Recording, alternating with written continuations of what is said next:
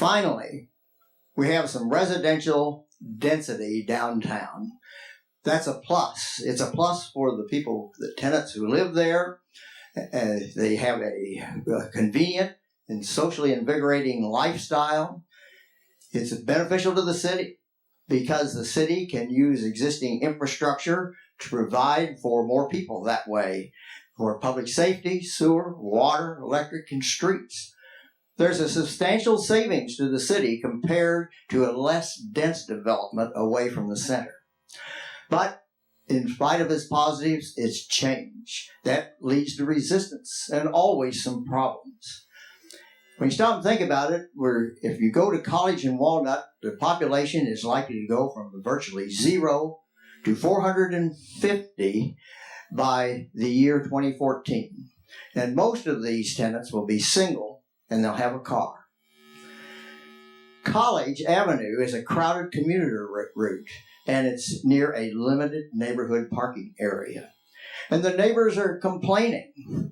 Part of it is NIMBY, but part of it they're complaining about the student parking and the student cars circling their neighborhood looking for parking places.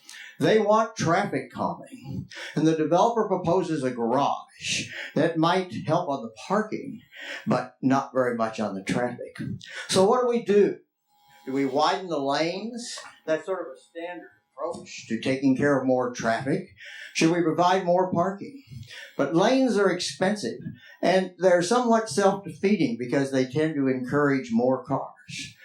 Parking spaces are expensive, and they use valuable space, possibly better used for businesses and more housing.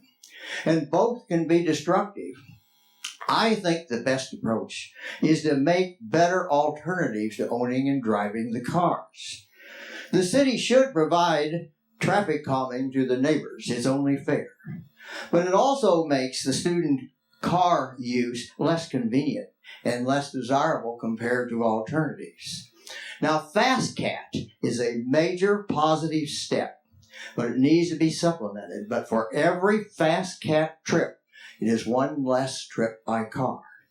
Now, universities all over are dealing with this kind of problem.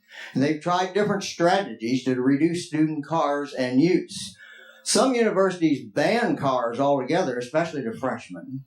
Some actually pay students not to bring a car. And my ideal is some actually, at least one, gives free bicycles to every student who doesn't bring a car. But I don't think that's likely at Missouri. My proposal is that the city participate financially and actively in a bike share program. One with automated racks where members, whatever that means, swipe cards. They ride to another automatic rack within a time limit, maybe a half an hour or 45 minutes, and then they leave the bicycle. They can reverse the trip, or they can return by other means of transportation. Fast Cat could be part of that trip. The more choices of alternative transportation, the more likely a student is to use one, thus reducing car trips. Bike share is possible without the automatic bike racks, thus reducing upfront costs. But automated racks minimize the number of bikes required, reduce operating expenses and bike theft, and are most successful programs because of their convenience.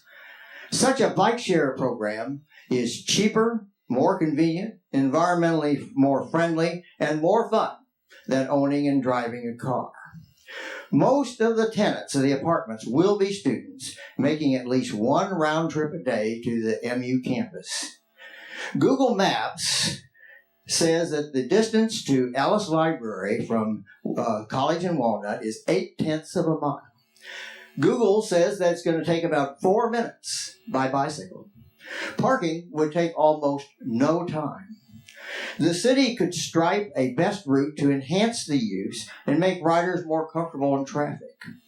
That makes the student apartments and campuses both, and this is a term I invented, high-density trip generator suitable for bicycles. Now, many campuses have bike share programs, but usually it's only a campus project. I'm sorry about having to read this, but I just returned from 24-hour flights. At Mizzou, they are trying a bike share program, but it's all on campus, and there are no automatic racks. Here, the city could finance automated racks with savings from the benefits of the centrally located city density. At least one company is experienced in campus bike share programs. They can provide advice, provide racks, and even bikes with logos and colors of the school. Wouldn't it be great if we had a black and gold fleet of buses and bicycles running around town? Now then, there is risk to this.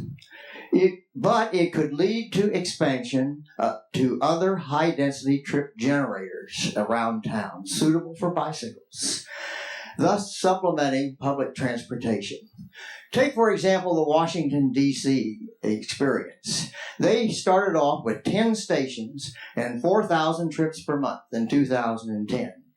By August of 2011, they had 114 stations and 140,000 trips a month. That is some growth. Now, I understand the scale in Columbia would be very substantially less than that, but we have the great potential on a lower scale. Now, even students need a car for some trips. Thus, the city should encourage a few parking spaces to be used for car sharing programs, such as Hertz has put up in its various campuses around the country. Columbia is admired and looked to as a national and regional leader in alternative, non-motorized transit. Let's keep on leading. Thank you.